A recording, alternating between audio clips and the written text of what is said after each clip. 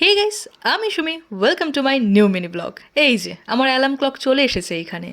রোজ ওর ডাকেই আমার ঘুম ভাঙে। তারপর আর কি, ওকে আদর করে একদম চটকে পটকে তারপর ওকে খেতে দিয়ে আমি হতে যাই ফ্রেশ।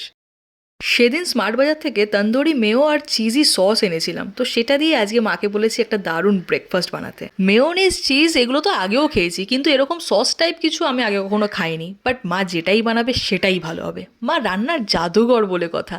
আমি যেমন খেতে ভালোবাসি, মা তেমন এক্সপেরিমেন্ট করতে ভালোবাসে। আমি তাই মাঝে মধ্যে ভাবি যে আমার কি কি খাওয়ার এখনো পর্যন্ত বাদ পড়েছে, মানে আমার লিস্টে আছে অথচ মা করে দেয়নি। এমন কোনো কিছুই আমার লিস্টে নেই যেটা মা করে দেয়নি। দেখো, বাইরে তো সব কিছুই অ্যাভেলেবেল আছে, সব কিছুই আমরা কিনে খেতে পারি, কিন্তু বাইরের খাবার বাড়ির সাথে যদি পাওয়া যায়, আহা সে তো আলাদাই একটা ব্যাপার। আর এদিকে আমি খাবার নিয়ে ঠিকমতো বসতে পারলাম না, সাঙ্গ পাঙ্গরা হাজির।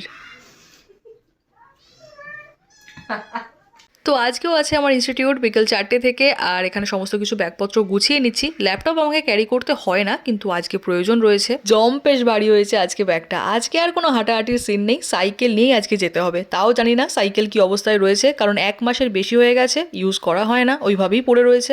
যা ভেবেছিলাম তাই হলো। এবার আমাকে খুঁজতে হবে এই দুপুরবেলা হাওয়া দেওয়ার দোকান কোথায় খোলা রয়েছে। যদি খোলা না থাকে তাহলে তো ভাই এমনি হেঁটে যাচ্ছিলাম, তার উপর আবার সাইকেলটাকে বয়ে বয়ে নিয়ে যাওয়া। ভাগ্যটা ভালো আমার যে দোকানটা খোলা ছিল, নয়তো বিশাল চাপ হয়ে যেত। কিন্তু এটা কি ভাই, আমার ফাটা কপালের মতো স্টেশনগুলোও ফেটে যাচ্ছে।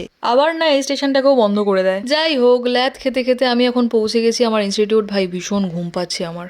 আর একে দেখো, কারণে অকারণে হেসেই যাচ্ছে তখন থেকে। চলো আজকের মতো ইনস্টিটিউটের কাজ শেষ, এবার ফেরা যাক বাড়ি। ভাই ভালোই ঠান্ডা লাগছে আজকে আমার। এই দেখো কে বসে রয়েছে, মহারানী। যেখানেই ও পাপোশ পাবে সেখানেই ও শুয়ে পড়বে। আর এদিকে আমার পেয়ে গেছে জোরে খিদে। সেই ছট পুজোর সময় মা বানিয়েছিল এই এক ডিব্বা ঠেকুয়া, খেতে খেতে এখন এই জায়গায় এসে পৌঁছেছে। আমার ভীষণ ভালো লাগে ঠেকুয়া খেতে। মা এই ভিডিওটা দেখলেই ভাববে যে ভাই তোর আর কি খেতে ভালো লাগে না সেটা শুধু বল। তোমরাও নিশ্চয়ই এটাই ভাবছো। তো যাই হোক, আজকের এই ভিডিওটা করছি এখানে এন্ড। আশা করছি আজকের এই ভিডিওটা তোমাদের ভালো লেগেছে। দেখা হবে এরকমই নতুন নতুন ভিডিওর সাথে প্রত্যেক দিন। সবাই ভালো থেকো, সুস্থ থেকো, বাই।